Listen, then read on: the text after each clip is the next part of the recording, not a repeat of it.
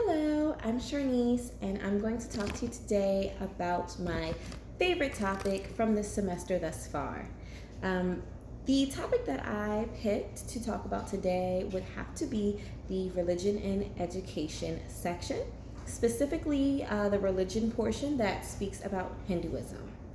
I loved everything about Hinduism, the other religions as well, but nothing was sparking my interest like the Hinduism one. From reading the text that went along with everything and watching the videos, I learned that Hinduism is the world's oldest religion. It had been created about 4,500 years ago in northwest India, in Pakistan area.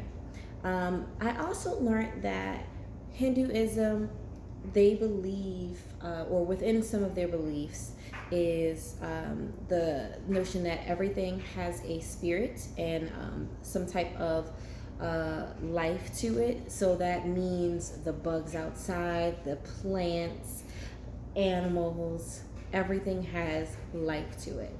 I also found interesting that they believe in what is called good dharma. And that is basically if you do good and behave good, then good will come to you. I found it interesting just because within my religion, I'm Christian, and I I believe in some of the same things, and it just kind of opened my eyes to the fact that everything has a start, so we kind of all are the same. I think it just made me realize like I might be a little more Hindu than I thought. Um, I I know I'm not super, churchy I went to Christian schools, but I never, present day, I don't really attend church every Sunday. I do what I can.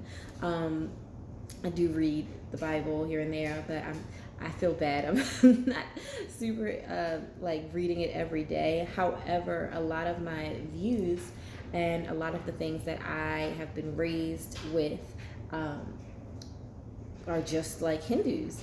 And so it's just a lot of things like, for example, the Dharma with doing good and good will come onto you. It's kind of like the Christian belief that within your life, you want to make sure that you're pleasing God and doing things in the way that He would want you to.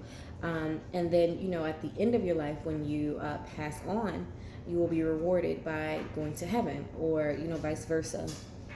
You'll go to hell. But with the Dharma, it's the same thing. The only thing they do not believe in is having an actual God that they believe in. So they just believe in the spirituality of it all.